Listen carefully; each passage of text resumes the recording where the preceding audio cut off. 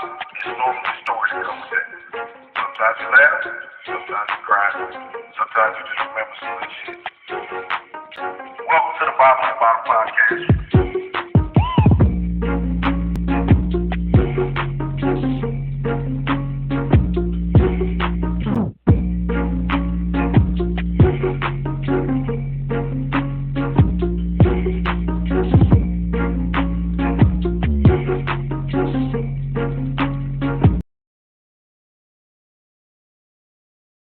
I know what time it is, man. We back. It's the Hummmpday Happy Hour Tap In. I'm Jay Walker the third. That's my brother, my co-host, my partner, them. Carolina Dirt 803. What's good with you, player? Ain't nothing, man. It's a blessing to see another Wednesday. Blessing to see Man, another. you dragging like shit, boy. Look, the 19 got you, ain't it? Oh, nah. I got my partner right here though. Okay, well, you know. Yeah. We're going to try to make this thing happen, man, like we always do about this time. We living for the weekend. This is just the halfway mark to kind of get you through. Y'all like this shit, share this shit, subscribe right now. I be forgetting to say that at the beginning, and then I say it at the end, and y'all be fucking with us. But, you know, tap that like button, man. We always got super dope, interesting, extraordinary people, man. Y'all know we in our comedian bag heavy all the time. So we're going to bring back another talented individual, writer, comedian, Mr. Chico Will. What's going on, Chico? Oh. You got, man, look like, is he murdered?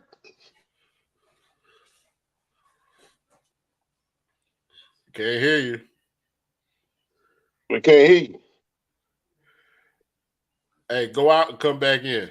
Yeah, we'll wait for you. Just close it out and hit the link one more time.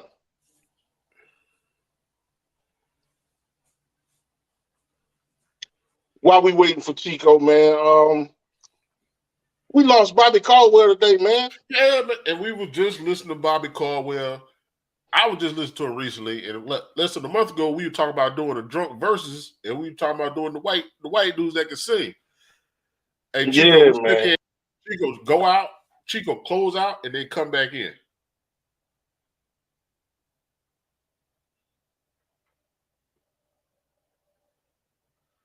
He put on lotion, though. Still can't hear you. I don't know Shoot what him a he hit, but text. There you go. But yeah, remember we were talking about doing a drunk verses when we were talking about the white dudes that can sing, Justin Timberlake, Bobby Caldwell. We were talking about doing that. So Bobby Caldwell was 71 years old, and for 61 of them years, I thought he was a black man showing shit. A black man that drink whiskey. Hey, smoke Newports. They said he was he got his shot with Little Richard. So if don't nothing give you soul, Little Richard, you know, the purveyor, the creator of rock and roll, that got to give you some soul. That dude, man. I think we do got to do that drunk verses one day. We got to do it with the.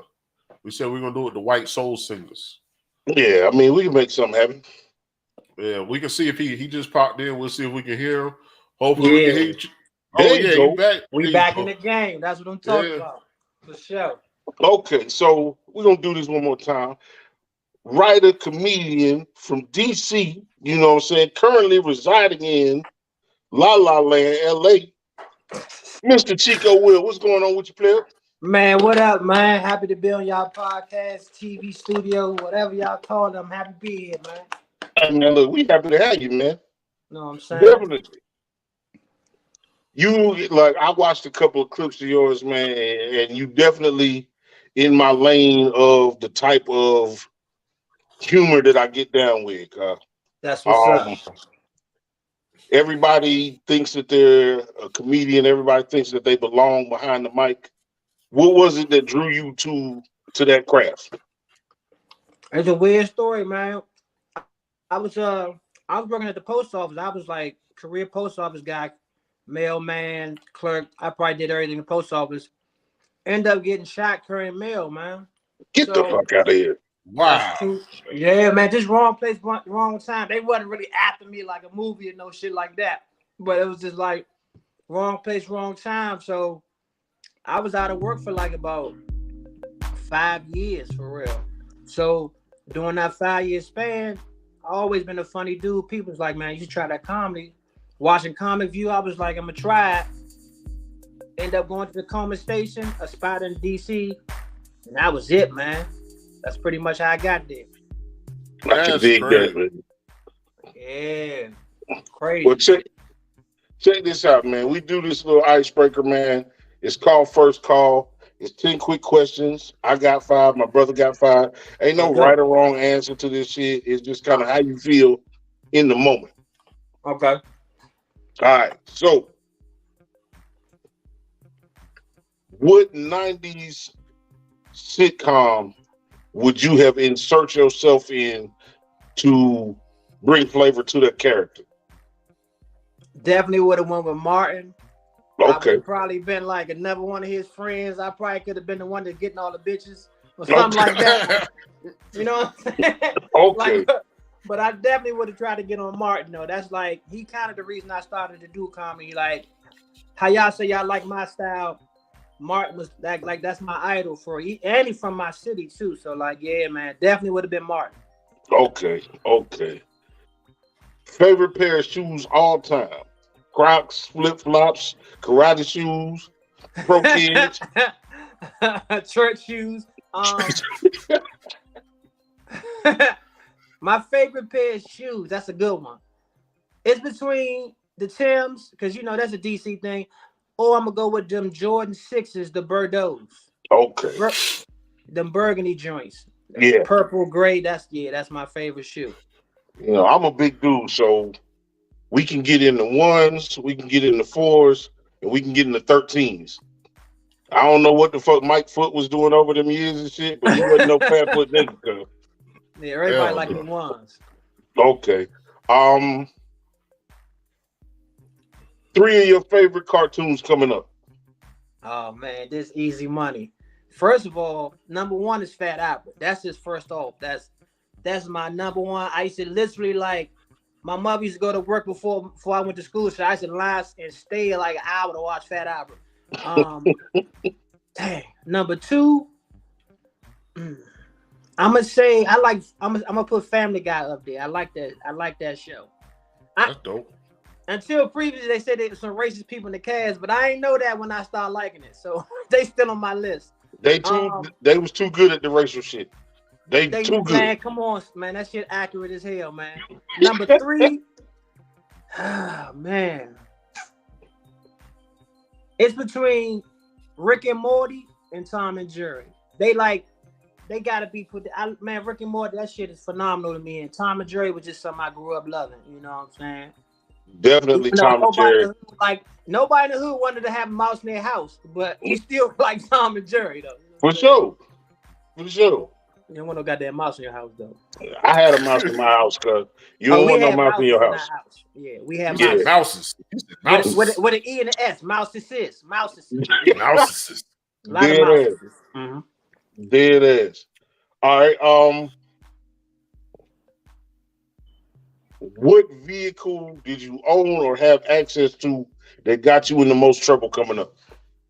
Whoo! I had a gray 91 Crown Victoria. Man, when I say they done broke into that car like 5,000 times, they done took my Nikes out. That was kind of like when I was in the streets doing a lot of shit. Like that was like, man, that was like my favorite car, because at the time it was like, you know, you had a Crown Vic in DC in them 90s, early 90s, you was kind of like, yeah. But it also came with that's the Crown Vic, so you know, niggas would try to rob me, you know what I'm saying? A lot of stuff. So I'm gonna go with that Crown Vic. That was my worst but good one, best one. You was either a jump out boy, the police. Because the police had the Crown Vics back in the day too. Yeah. Everybody. There you go. So like I said, drug dealer, jump out boy, or you was actually the Jake. that's the 3. It ain't no more. Them 3. That's what it was. It became a baby mama car in like 05. Yeah, It took about when 15 it years. started dying down, you would see like a lot of hood rats going to the curry out in the Crown Vic. You know what I'm saying? Okay. Yeah, with their food stamps. Right. All right, my final question. White room, you got a chair, you sitting there. There's two empty chairs at this white table. Dead or alive, who you want to have a three-way conversation with?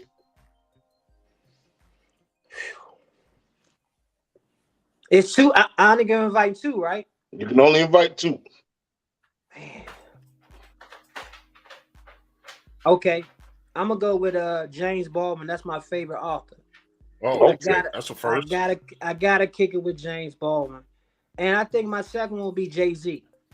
That's first and I first. want to pick his brain and see, because you know he came from like where all of us came from, and now he's a billionaire. So I would want to like tap into like what he tapped into mentally to get to that level. Yeah, Baldwin and Jay-Z. That's a good conversation. You got to learn something from that. Come on, dog. Baldwin, he had a silky voice, but he was kicking that shit. And he was gay, but he was still speaking for the black, purpose at that point. So like, you know what I'm saying? I know a lot of two people. struggles. Yeah, man. Come on, man. You fighting two struggles. Shit. What you got for Carolina? Your favorite episode of Martin, the one with the dog, the New Jack City theme, or the one where he went to get married and the rat jumped on him, or whatever, the possum jumped on him. Oh, when they went to the island. Yeah, when they went to Chilligan's Island. Chilligan's Island. Yeah, I'm gonna go with the dog, the New Jack City joint, because man, that shit just had so much in it. Like, I know the New Jack City scene was funny, but the lead up, like when he was asking them like their questions, like he asked Cole, he's like, they never gonna give a brother position. Like, nah, that shit. Hey, you heard the story behind that though? Nah, what? He wanted a real dog. They wouldn't bring a real dog on there, so that's the what studio wouldn't clear a real one. Yeah, man, I ain't gonna fake. That real dog wouldn't have been as funny as that fake dog. Nah, yeah, that's what made it funny. Yeah, that hurt your heart right there. Right. All right. So you say you was in the streets, right? So you got two people to follow. You got to pick one or the other. Franklin Saint or Ghost. What team you ride with? Ooh, that's a tough one right there, dog. Cause Ghost seemed like he was a better leader than me. I was thinking the same thing. But Franklin, I like his go get it. Like in them streets, you gotta go get it. Like, I don't give a fuck what the situation is, man. You gotta turn it into a positive as far as for you and your crew. So ain't no such thing as halfway crooks. I'm gonna go with Saint. I'm gonna go with, what's the first one? What's the name? Franklin Ghost? Saint. Franklin Saint. Ghost of Franklin. Yeah, because like, growing up in DC and Southeast DC, man, it was aggressive, dog. Like, you got to be aggressive. Like, if you was half aggressive, that wasn't enough. Right. So, yeah, I go with Franklin because he seemed like he aggressive. Like he'd start the scene like real corporate, and by the end he done put somebody's face on the up. Like, I like that shit. You know what I'm saying? That shit. You like, man. This episode going crazy. You know. For sure. Yeah. I'm going. Lima beans and rice or pork and beans and rice? Man, definitely pork and beans and rice. Because back in the day, when you open that pork and bean joint, the first thing you do is look for the pork and get that up out the way. Get up out of there. Ain't nobody eating that pork unless you just from Mississippi. I don't know what's, you know what I'm saying? So I'm gonna go with pork. I ain't never like lima beans. I don't like the texture. That's like, I feel like it might have coke inside or something. I don't like that texture, man. A fourth one. Your favorite white singer. Your favorite white singer. Singers and white ass singers.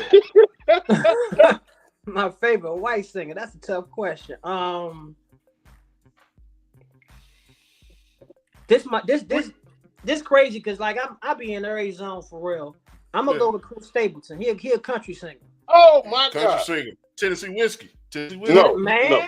Come on, let me tell you. I'm gonna tell y'all both something, and even he know it. But the powers that be won't let. That is a blues singer. Hey man, that boy is bad. Not a country singer.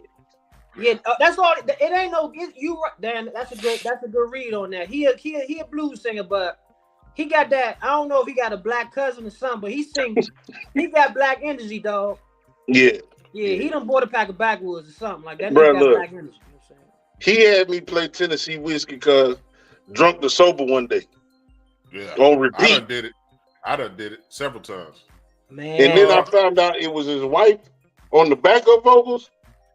I was like, oh man, you something else. Hey man, that's like, I know a lot of black people don't listen to him, but he got classic albums. That shit tough. And I'm from the hood, nigga, but that shit tough. Nah, that shit that's tough. when you like music. That means I'm a you music like connoisseur, music. you know what I'm saying? That's what that means. All right, Yeah, my last good. one. My last one. A drunk spelling bee or a drunk math competition? A drunk spelling bee. Damn, you the first I'm one. gonna just Everybody keep else. making up shit, and I'm gonna keep asking for the definition. Oh, I need to hear it in the sentence. You know what I'm saying? Either they gonna disqualify me, or they gonna be like, "Man, just spell the goddamn word." Either or. You know what I'm saying? Hey man, look, I'm telling you, put me in a drunk math competition, my paper gonna show a old bloodshot-eyed Bart Simpson on it. Yeah. Ain't gonna be Man, no math on that bitch. In a sober math competition, I'm gonna be fucked up for real. So like, either way. That's first call. Either way. Hey, that was first call. Appreciate that. You already know. Okay, so that's what we came in on. I don't know if you heard us when we first came on. Bobby Caldwell, cuz. How old was you when you found out he was white?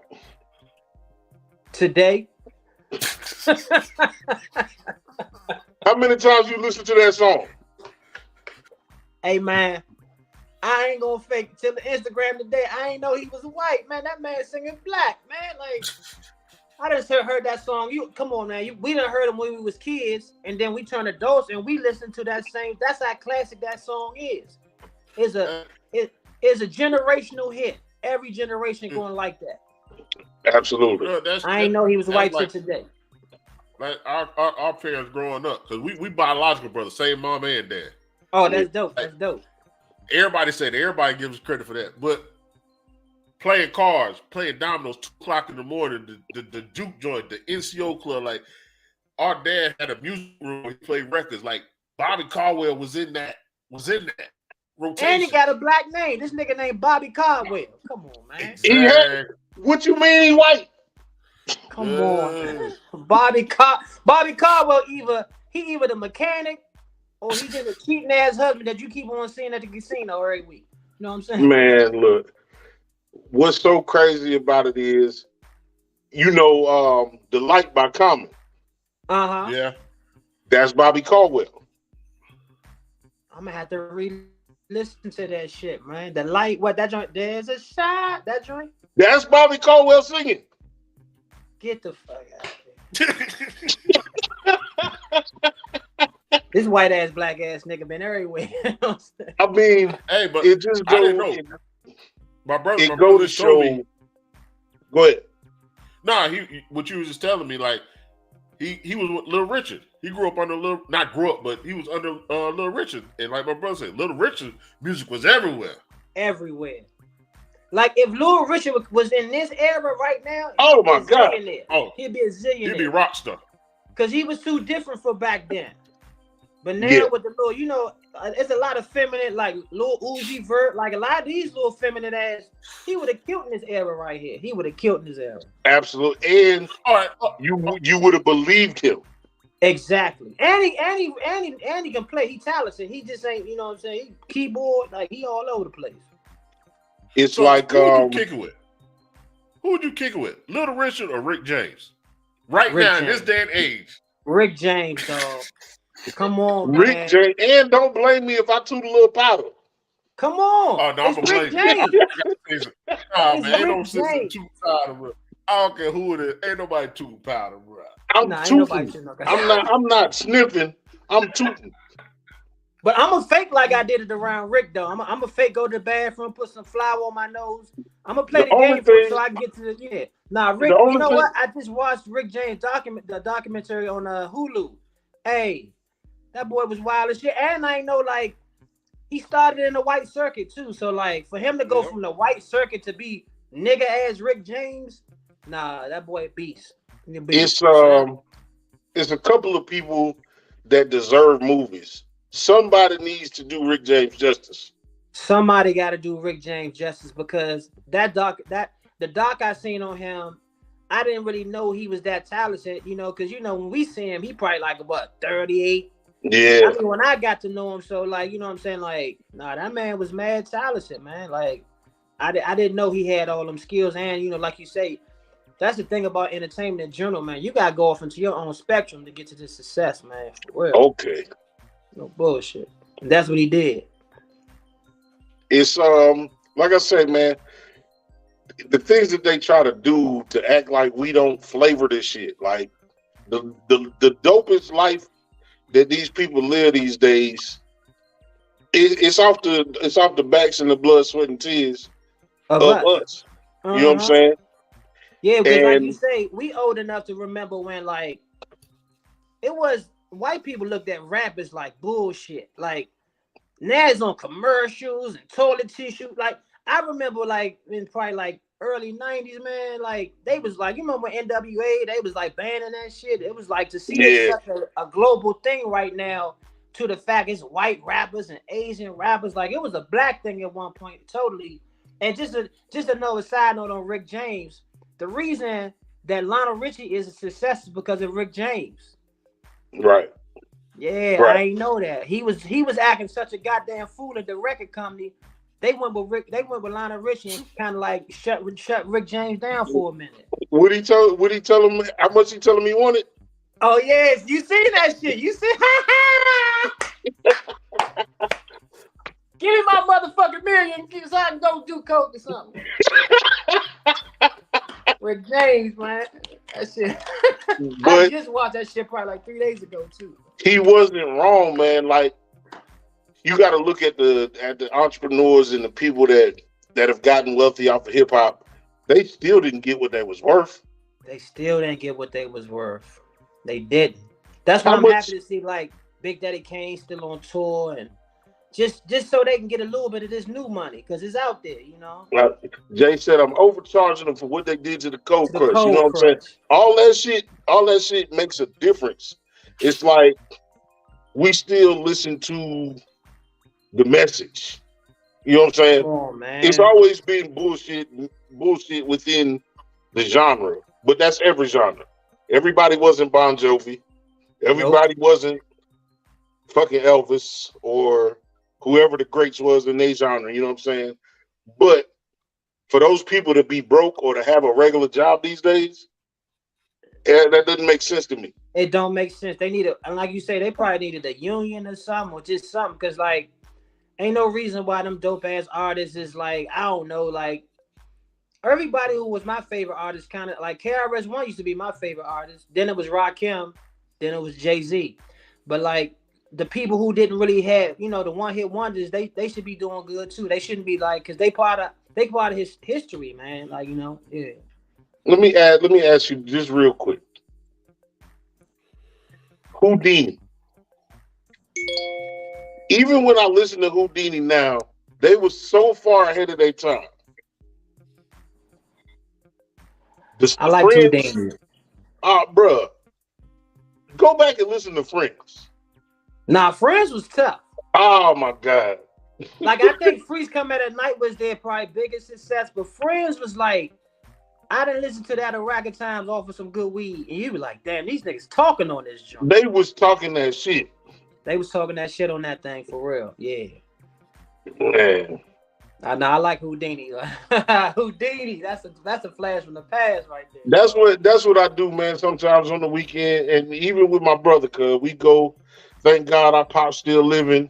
He a real, just OG ass, comfortable with who he is, and he embraced us. He embraced our generation, and we just go back like for a song that we heard when we were 6 years old. We didn't know what the fuck it meant. That's right. We got to relearn them songs as adults. We got to relearn them songs. And for him to be like, man, look, I was 19 years old, man. I was a French private in the army. And it come with a super dope story about motherfuckers named Dog Green. Like, who got a homeboy named Dog Green right now? Come on, man. Come on, dog. Yeah, the old heads, like you say, the songs that we heard growing up, they heard when they was growing up in their young life, and when they was getting women and just finding out who they are. So it's always, I'm trying to tell you, man, like to know your grandparents and your great parents, that's a blessing, man. Cause you be like my grandmother was a sharecropper. Okay. My grandmother actually graduated from South Carolina U. Yeah. Okay. Yeah, so like you need them people to tell you about everything up your lineage, man. That's it for your soul almost. It makes you more proud. It makes you step a certain way. You know what I'm saying? It do. Especially for black men. We need black men.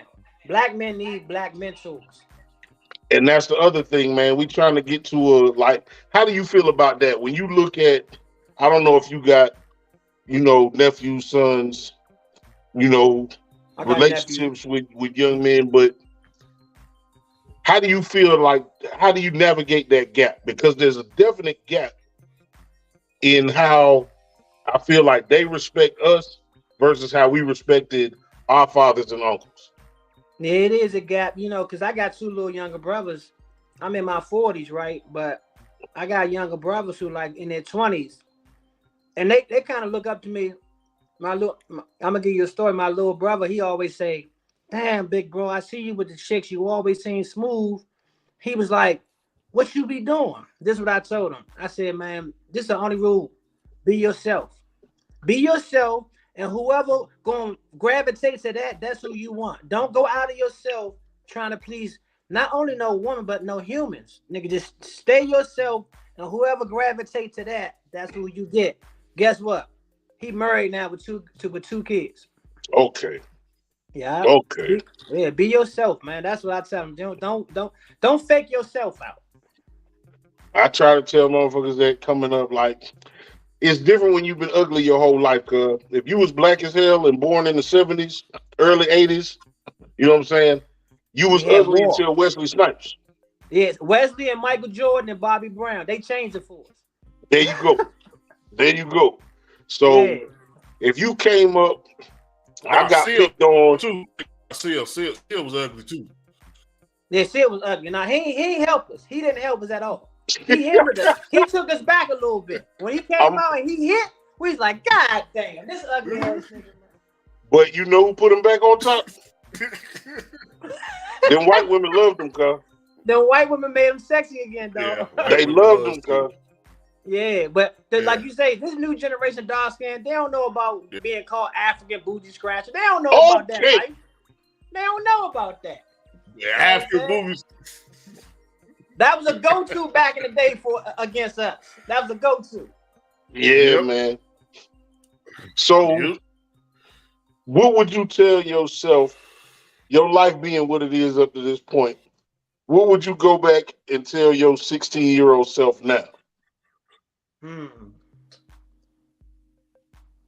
I would tell my 16-year-old self, man, just be more disciplined in general, like in everything. That's what I tell myself, because sometimes when you run in them streets, man, like you focus on one thing, but it might be some other moves that might be better, but you're so used to these, you know what I'm saying? Like a lot of us probably had money back then to buy real estate or something, but we were just in the streets just bullshitting with the money. So like I would tell my younger self just to be more disciplined and look for other avenues of just finding out new shit in general, so whatever it may be. Just don't be stuck in this one, I'm in the hood, I do this. I would tell myself, maybe go to an opera or something when I was 19, or just do some shit different to get my mind in a different path. Because I already know the hood shit. I know that.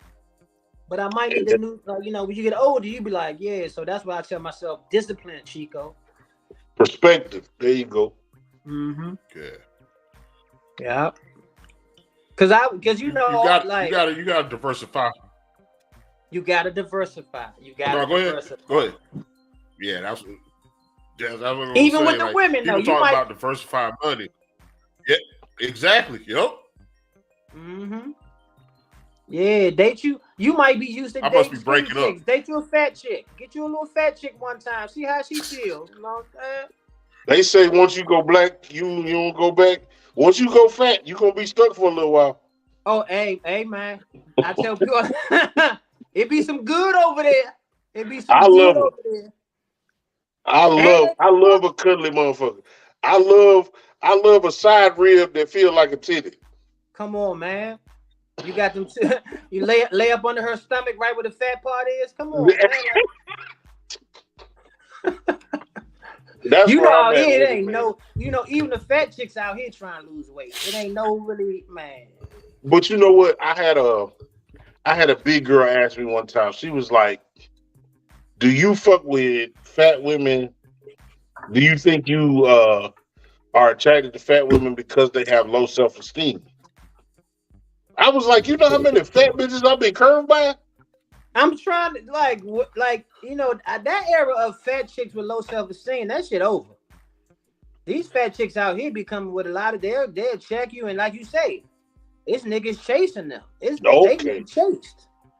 Yeah, you know what I'm saying? Like, my thing is, I don't care what your size is. I be on energy though. How your energy with how we interact and like, I don't care what size you are. Like, if I energy, alright, you know what I'm saying? Like, I don't want you to be built like sheetrock, but like, if you just halfway built, alright. You know right, what I'm right. saying? If Yeah. I say let's go do something crazy, cause hey man, look, let's just go out to the park and kick it for. Don't hit me with the what's out there? Come on, yeah, I'm out. That's a red flag for me. If you don't want to do normal stuff, because you know, Yeah, like you say, and like out here, man, I done dated some bad chicks, and I'm trying to tell you, some of the bad chicks, they be wanting to do normal stuff. They so used to going to castaways and Nobu's. Man, right. I had a bad chick. She like 35, right? Man, she took me like I did a whole night of hanging with her. Man, we bar hopping, we done went bowling, and she just wanted to do regular shit for real because you know everybody out here is like they start their thing off with the money. But you could be Right. a goofy nigga with money though. You could be a goofball with a lot of money. I've been like once I realized I think I was probably in my early 20s when I realized yo swag, once you tap into what's dope about you, a be to Man, do with money any given time. anytime, dog. Anytime. And don't be the nigga that tapped into yourself and got a little bit of bread. That's Oh, even better. Yeah. Cause you know, even So when I was so growing up, like you because say, you would see a nigga with the money and you would see a regular dude and they might have the same level of women. for But real, his for real. swag though, his swag, yeah. so what y'all think about when old girl said Michael B. Jordan was corny when he was in high school? She played herself. She played herself. Cause guess what? He probably was corny in high school. But don't say that. So you know what I'm saying? There's a good chance Michael B. Boy Why corny would you ass was bring that corny. back up? Right. Well, And in the middle of him shining, he bought the Yeah. first joint he produced. That's just bad. That's just not no etiquette. She don't got no red carpet etiquette. You know what I'm saying? You don't act. it's the petty shit that women do sometimes that they don't realize they have to do until it's too late. Well, Now, she said that she ain't said her co-worker, whoever was on that podcast with her said it. But if I'm running the podcast and somebody step out of line and say something, you know what I'm saying? I'm gonna try to get up, you know, let's tackle that so it came back up. He remembered right. it. He remembered it. Yeah. It's like, bro, you about to be on the screen with him right now for 90 something seconds. You wish you could be in his shadow for 5 minutes. When he brung that up, the first thing she should have said is, you know what? That was out of order. I should have checked it down. Yep. Michael B. Jordan, as your friend who I went to high school with, I'm sorry about that. Like, nip that in the butt. Like, you know what I'm saying? So he won't. Now you done went viral the wrong way. And your face is gonna be And you can see remembered how he for looked that. at her. Yeah, you can he see how he remembered looked at that. her. Like he remembered that shit. Oh, he probably He shot a remembered shot that at her. shit. Yeah, he But had that's to look like whatever you but that's say. I'm also gonna bring this shit up. Yeah.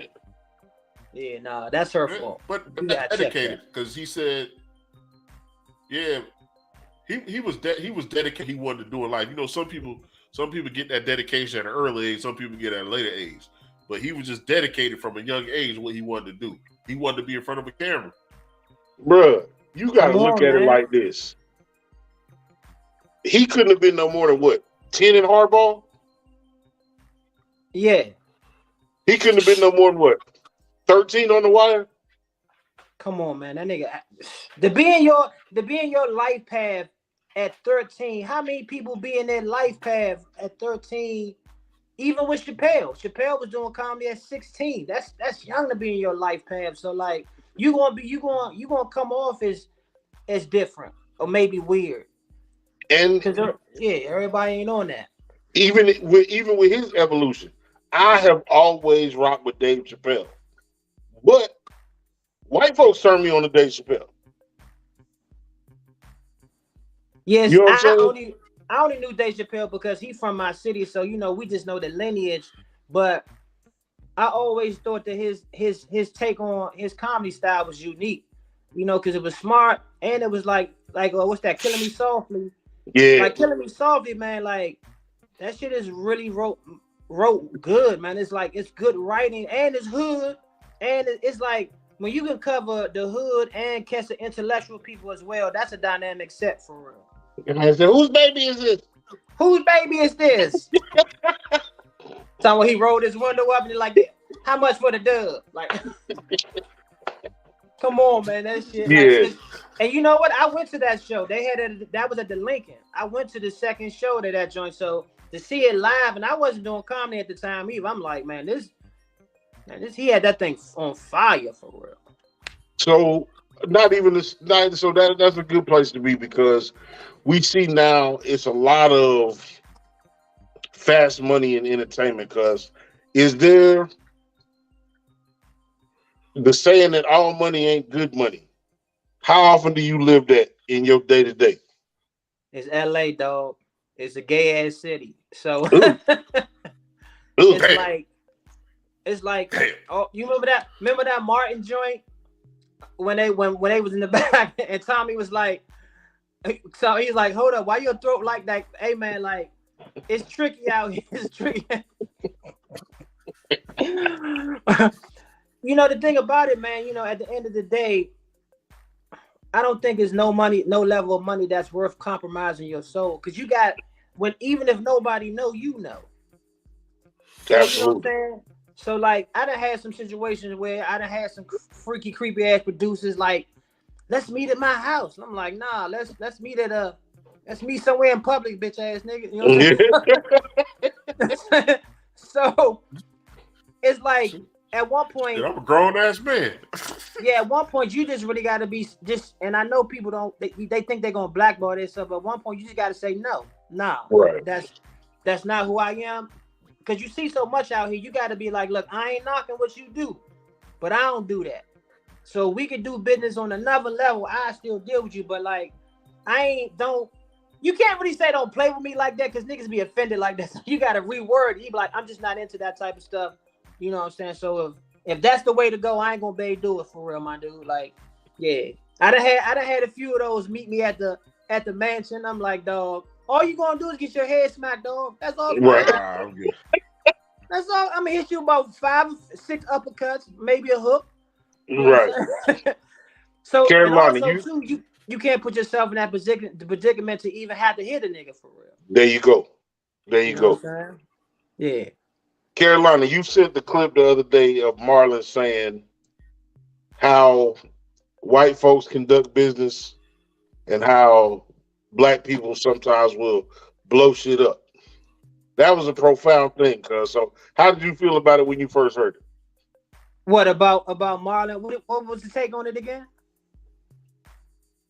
Basically, Marlon was like, white folks will come to you with a deal and they'll be at odds, but they'll still do the deal. I did see that. Yeah. Black you folks, know what? you offend the motherfucker and they blow up the whole bridge and don't nobody get shit. You know what? I agree with Marlon on that. And I think not to get too deep in it, but I think that's a result of slavery, man. Like we just not used to we're not used to the code.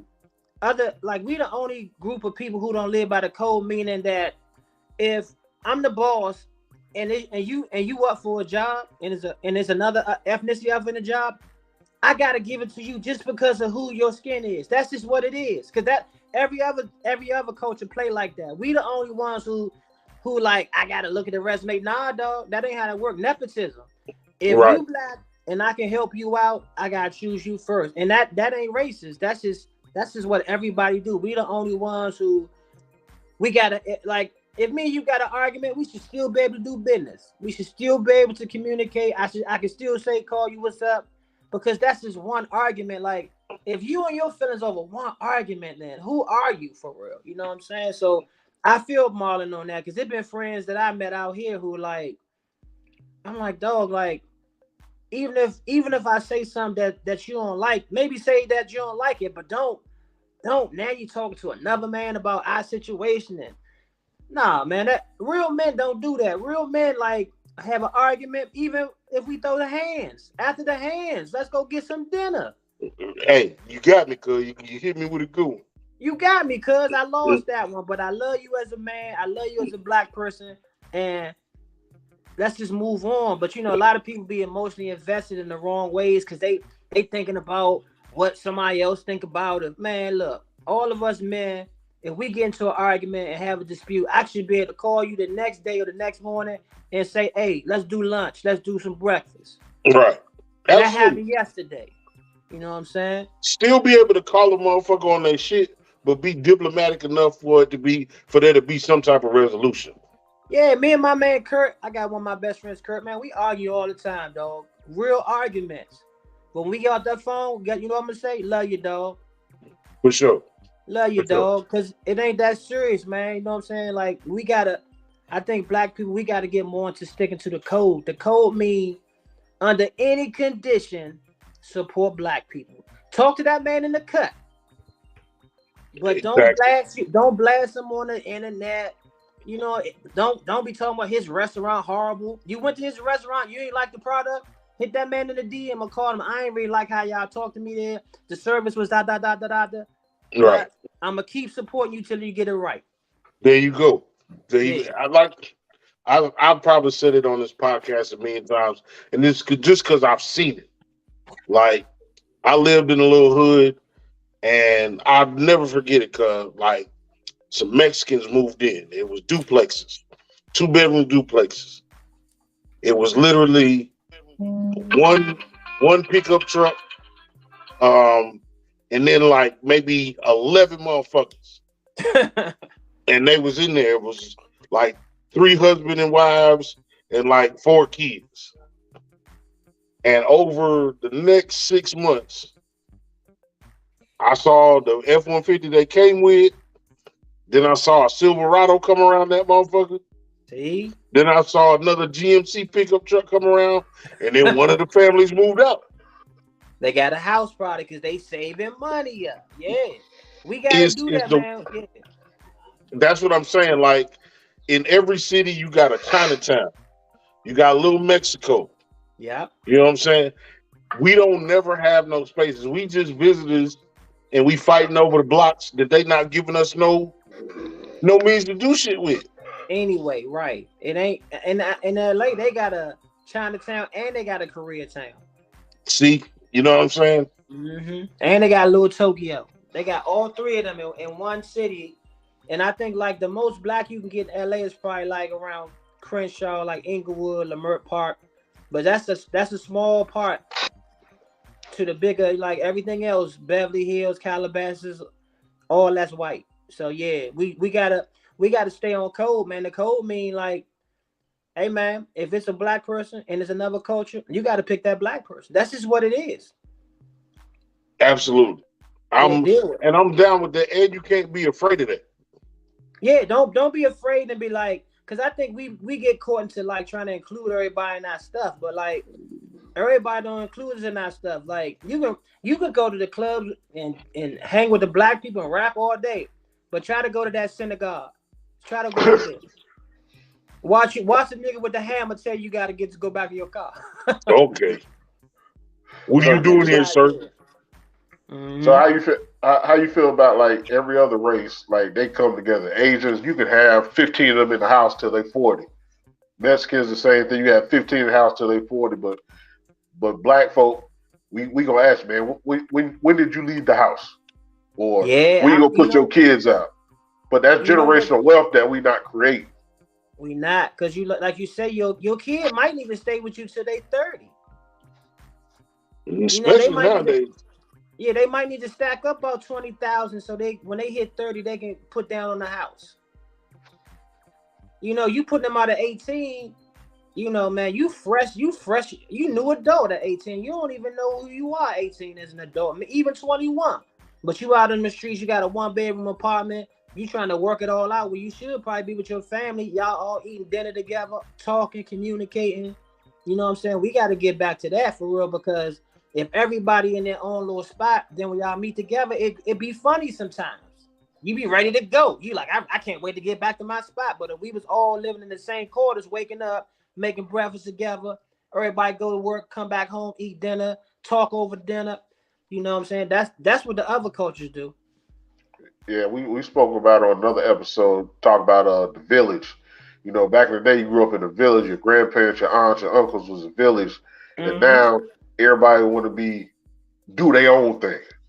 I want to be me. I want to live my life now. Nah, but back in the day, you go chill at your aunt house or your uncle house or your grandparent house, and all your cousins was there.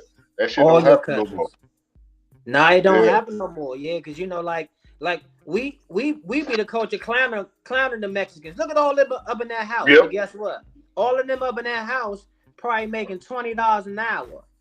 That's 11 people making $20 an hour in one house, putting that money together. Okay. For real. Yeah, because I know, look, 20 ain't a lot, but it's a lot when it's 11 of y'all. when you know how to make it work, when you can get enough beans to feed everybody off of $2. Off of $2. You can get enough coffee to make sure everybody get to work off of $4. Mm-hmm. You know what I'm saying? It's the simple shit. I mean, don't get it twisted, man. I try not to get too heavy, but the people know we from South Carolina. I'm not gonna shade what I know about my history. I know it take an evil motherfucker to break the back of a man in front of a woman and her child. You know what I'm saying? And let that image prevail. This is how you make sure that they don't have any leaders. This is how you make sure that they don't have any strong men. This is why we bring up HIV and AIDS, and this is why we bring up crack cocaine and mandatory minimum drug laws and bullshit. They've been trying to keep the strongest men. Every drug dealer wasn't a bad guy. Some of them dudes were staples in the community. And like you say, since the 60s, even with that women's movement was just to break the family up. It wasn't about American women, because the white women who was in the women's movement was going back to their husbands when they were telling the black woman to be independent. And it's always a breakdown of the structure for real. I think it's always like, if we can somehow break up, maybe put the rappers, why don't y'all start wearing dresses, anything to demasculate them, so the younger people don't got nobody to look up to. Because when we was growing up, we had real strong black men to look up to. For sure. You know what I'm saying? But some of us, it's a few of us still strong, but it's a lot of us, like, if you don't grow up without no daddy, man, you out there just building it as you go. Nobody really told you not to treat a woman bad, or you the streets telling you everything. And sometimes the streets can tell you the wrong shit for real. A lot you of got times a granddaddy, you know what I'm saying? You got a granddaddy who, like, you know what I'm saying, that man messed around and was a sharecropper, or that man just had a job at the train station for 45 years. But that just lets you know longevity in one thing. But, like you say, man, I think it's the older dudes that, if we don't help the youngins, they ain't going to get it right. Right. I don't think, saying it ain't but so much in the rap songs. What, Kendrick Lamar, everything else is, you know what I'm saying? So the rap ain't going to help you, but I just know a lot of people who grew up with their mothers, and they different from people who grew up with two family or just a strong father. Like, I had my father there, You know what I'm saying? And I had the streets, just to be honest. But even in the streets when I was growing up, it was dudes selling me some real stuff, man. You know, street dude told me one time, man, like, oh, that's all you got is you. Don't be out here looking for nobody else to help you. If they help you, they help you, but you owe it to yourself. I got that from a street dude. You know what I'm saying? Sure. So, yeah, so you know, like, I just think a lot of that older big brother stuff gone now. You know what I'm saying? It is. We all got choices, man. I always say that, man. We all got choices. Your choice is your choice, but we all got the power of choice. I mean, we got the power of choice. It's just that simple, man. If you're gonna live that street life, you're gonna live that street life. But don't cry. Everything that come with it. Yeah, don't cry when you get caught up. And then if you don't want to live that street life, don't expect the same highs as the street life. If they making $2,000 a day, you can't be mad that you making $2,000 every 2 weeks. Right, if you're making that. Yeah, if you're making that. It's right, because I told the little youngin at the gas station, he 18. I'm like, you at the gas station blowing money at 18? Like, dog, you got so much you can do at 18. This your hustle? Like, dog, you can get a student loan, go to school, you can go get a trade, try to learn how to be an electrician. This is what you doing? Like, man, I had to tell him, I was like, man, this some lazy hustle shit. You know what I'm saying? Just to be honest, like, this the littlest you can do. That ain't enough. You know what I'm saying? That's one of those uppity bulbs you was talking about. Oh no, them bums out here though, it's different. These bougie ass, smelly ass, aristocrat ass niggas, man. These niggas, hey dog, because you know a lot of times, real talk, a lot of these homeless people be ex-actors and all that who just went wrong. Like, so they become with a little bit of like classism. I'm like, dog, you flat out dirty, first of all. Like, right. You know what I'm saying? Like, nah, I don't give no. First of all, I ain't giving no white man homeless no money. That's nah. You can go lie and say a black dude swung on you and get a job. You know what I'm saying? They be like, just take this job because I know he swung and we hit the shit out. So nah, I don't get no white. I don't really get nobody homeless money for real. Like, I don't, you know, like out here too, like they'll look at you while you're in the 7-Eleven at the ATM. I thought you ain't had no money. Like, nigga, shut up. You knew I had money. That's why you asked me. Right. You was at the ATM. Like, all right. I was also at work, motherfucker. You know what I'm saying? Yeah, but it's 53,000 homeless people out here. So you're going to see might be 1,000 homeless people every day in LA. It ain't no way you can't get around it. It's 53,000. And you can't give $1 to everybody. That's $53,000. In your opinion, what's the difference between the homeless people in DC and the homeless people in LA?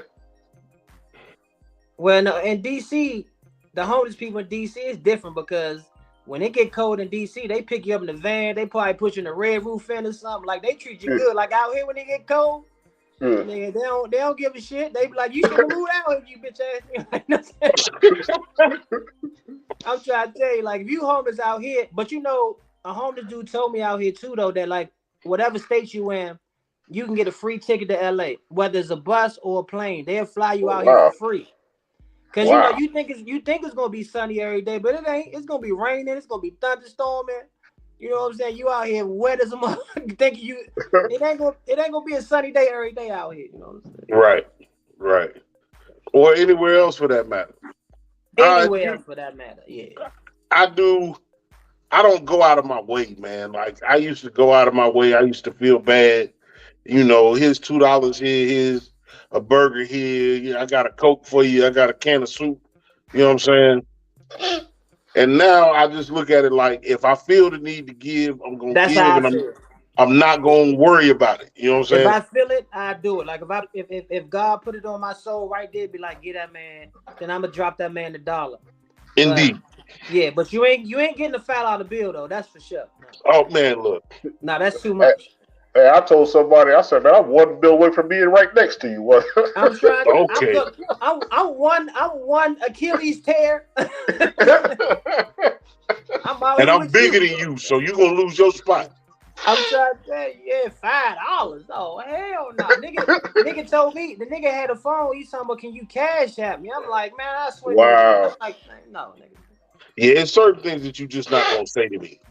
You know what I'm saying? Cash apping you, though. You definitely ain't count my motherfucking money. That's the quickest way to get cursed out. That's a cricket's one. And don't be on the, hey, bro, you said you ain't had no goddamn, you said you was gonna help me out. I was just talking. Right. Now, nigga, this is America. I lie every day. Like Every day, cuz. I just told my boss I can't wait to get back to work tomorrow. Shit. Right. Yeah, you gotta lie out here. Ain't nobody like, nah. And it's so funny because my family Christian, but I tell them, y'all wilding. You gotta lie out here. You gotta do some. I ain't saying you gotta be in a shady life, but nigga, telling the truth every day. Who do that? It's too hard. It's too hard. Somebody need to be lied to. So, in the it's gonna make their day. Somebody need to be lied to. It's gonna make their day. Yes. And she asks you if her hair look good, and you know that motherfucker don't. Right. You gotta give her that pass. Can you see my stomach with these jeans on? Nah. Yeah. I don't see your stomach. I don't see it. No, baby, you look wonderful. You look wonderful. You know what? It's a shirt in there, and you know that shirt cover her motherfucking belly. You know it'll be real fly. Right, you gotta give it to her like that. You can't be like, hey babe, your stomach's showing out. Your stomach look fat as shit in that outfit. You can't say that. No, hell nah. Hell nah. You gotta lie. Hey, that's if you care. There's a motherfucker I've said it too. Don't get it twisted. Some cold ass niggas out here. Yeah. It's some, because there's that type of woman that feel like she can say whatever the fuck she want to say, and she knows she petty, and she knows she digging at you. So for them motherfuckers, I don't pull no punches. Oh no, you can't. If you going on me, you know what? Welcome to the war. Let's go. And I keep a drum. What they say? I got the goddamn stick with the dick on it, with the drum on it. Hey, man, all that crazy shit they be talking about. Right. You ain't gonna out talk me. Nah, that's how I feel too, dog. You ain't gonna out talk me because under the pressure, I might be like your mother. Like I don't know what I'm gonna say. You know, I don't know what I'm gonna say.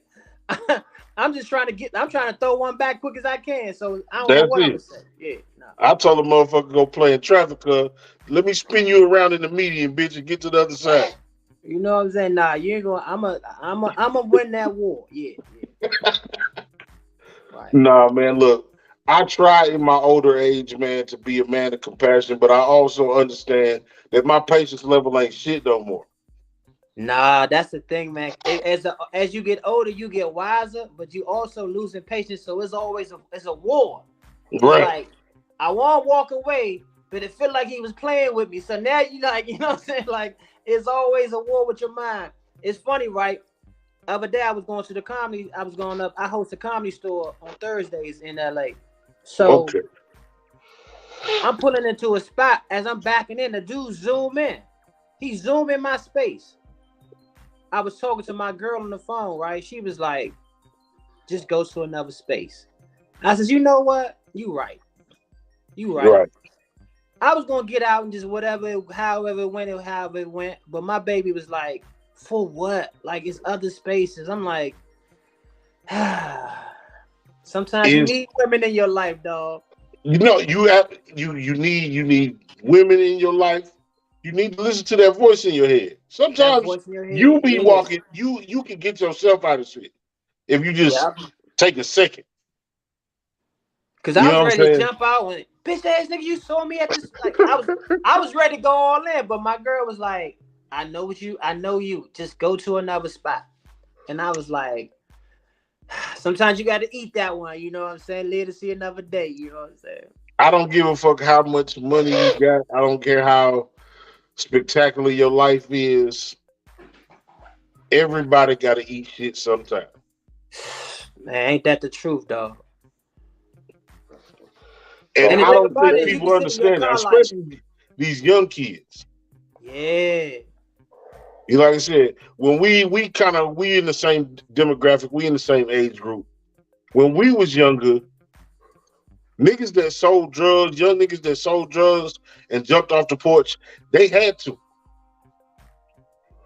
The drug dealers now is stable 2-parent home motherfuckers, 2 cars in the garage, cable. It's fun. Yeah, they don't gotta do it. They don't really got they not in a low income environment or nothing. They they might be in a mansion or something, getting pills mailed to them or something. You like, oh, you taking the chance rich? Are you crazy? Taking a chance rich. And then when they do get caught, if they get caught, snitching. They snitching and crying. And I'm 50 years. What you talking about, man? Yeah, that's what come along with that.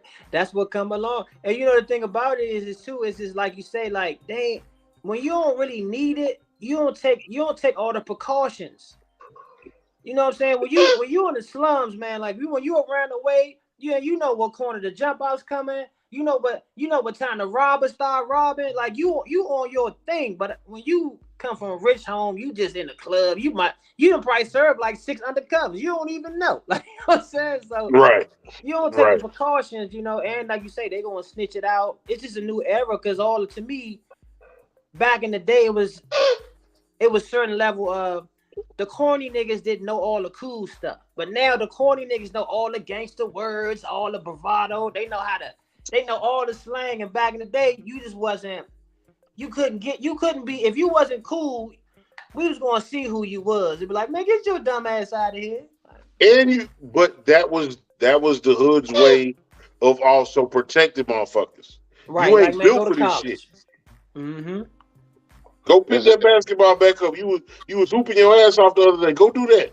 Right. Is it a coincidence that back in the day the fathers were in the house compared to now when the fathers ain't in the house? Yeah. Now you got the more bitch ass shit going on. That's a big thing. Like you say, man, if everybody in your family fix transmissions, what you out here selling drugs for? Go fix a transmission, nigga. Like them transmissions got food on your plate every night. Yeah, you ate your whole kid life off of your father working at the mechanic shop.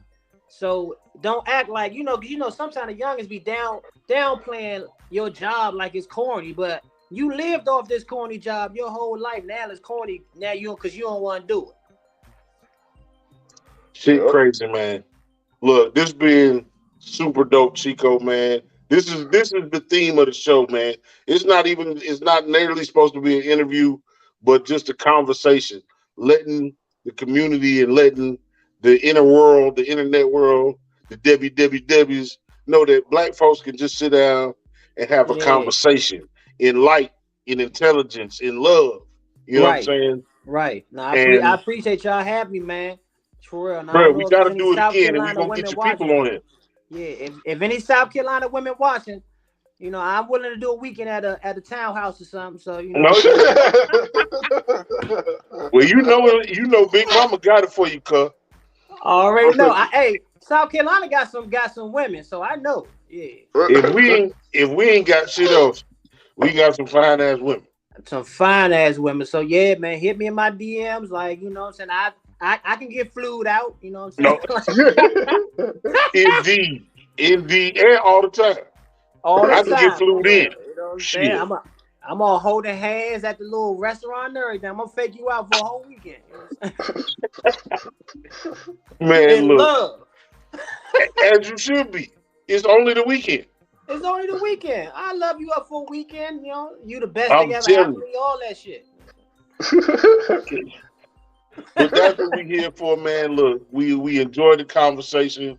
We're gonna link up again. We definitely gonna get back with you. See if we can get you and Lawrence in here or some of the other brethren from the comedic field in here and just network people. And you never know where the next job come from, man. That's the one thing that comedians always say. You never know where the next job come from. You don't.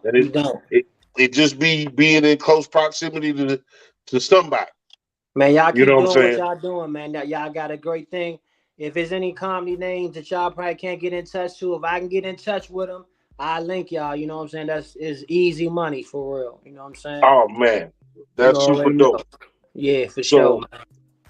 One of the things that we do, before we end the show is we do like a motivational, thought provoking, or just that jam, a song of the week. One of your favorite songs that help you get in your mode that might, somebody might need to hear. Oh, I get to pick the song? Yeah. Hey man, like you say, I'm a music connoisseur, so I'm all over the board. I'm gonna tell you what keep me motivated. I don't know her name, but it's a gospel song that say sometimes you gotta encourage yourself. Like I listen to that like maybe like once or twice during the week, just because sometimes you ain't gonna have somebody to talk to. You might not have your best friend or something. So sometimes you gotta be out here just motivating yourself. Like, and so that, you know what I'm saying, coming from a Christian background, like that's one of the songs as an adult that I listen to the words and be like, man, that's a, you know what I'm saying? Like, not to cuss about gospel song, but that motherfucker right there. They be jamming, ain't it? You know what I'm saying? All right, so that's one of the joints I go to, and I, you know, I listen to a lot of Robert Glasper too, man. Dope ass jazz artists. That's one of my things, man. You know what I'm saying? That's what I try to tap into a lot of that just to keep my mind flowing far as with the writing and stuff too, man. One of the things, man, I got a lot of people in just my local network that they're going through stuff with health or with jobs and shit like that. And I fuck with Kurt. I'm just like you, cuz you don't want to be cursing with the Christians or whatever. But he got a song called "Fear Is Not My Future," and I get chills from that because every time it's time to make a big move, whether you want to admit it or not, sometimes you get that quicksand. You get scared. Mm-hmm. Yeah. So "Fear Is Not My Future" is my theme going forward. Make decisions, believe in your decisions, and step out on faith. That's my song of the week. What you got, Carolina? I'm going totally left field. Babyface, The Cooler You. I was watching Family Matters the other day, and the episode came on. Yeah, I remember that Family Matters. Yeah.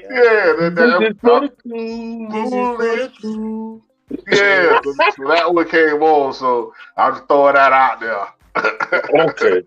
And I want to say this before I leave too, man, because it was on my heart, and you know, like sometimes people call me, like, I ain't gonna say I'm an advisor, but people call me and try to ask questions, I answer it. And I tell everybody who listens to this podcast, man, pray to God for some assuredness. Just so you know what I'm saying, because sometimes you don't know which way to go, or you don't know if you don't know what your plan's gonna turn out, but sometimes you need God to just assure you that whatever zone or new environment I'm in, that it's gonna work out. So you know, pray for assuredness, man. That's my thing there, everybody, man. Be assured that if it ain't right, God gonna get you up out of there. Okay. But if it's right, God gonna keep you there, and it might take a long time, but that's where you're supposed to be. Hey, he don't know when you call, but he always on time. He always on time. This the last call, man. Last call for alcohol. Oh, I'm sorry. You pretty much just did it, but you can go ahead and give people your social. Let them know again what night you hosting. Okay. If you're traveling, you know, this is your moment to give all the plugs. Bet. Y'all can follow me on everything internet wise at Chico Will. If y'all ever in LA, I host a comedy store, Belly Room. It's called Crack 'em Up Thursdays. It's a dope night with it's pretty much a lot of black-based comedians, but we have all cultures doing that. Also, too, man, if y'all watch Amazon, I got a joint called Comedy Bad Boys with me and my man Trey Elliott and my guy Boogie B, rest in peace. Also, I got a joint on Hulu about to come out, I think in a week. And it's called Santa's World. It's a comedy. It's like a one-night, like a special where everybody get 30 minutes. I'm on that as well, man. If you got Revolt TV, I'm on the Funny AF. If y'all want to see me grinding. And if you're South Carolina, you single, and you got a town, I'm also available for drop-ins. I know that shit right. Hey, man, look, we appreciate you. Look, show, man. Carolina, what you got for the people going out? Network is a superpower. Once again, wish blessings on other people. Everybody needs blessings, and wishing on other people will bring you more blessings. That's it. That's real. That's real. Man, look, y'all know what I say. I say it every week, and I mean it when I say it. Love the people who love you back, man. Love them people, man.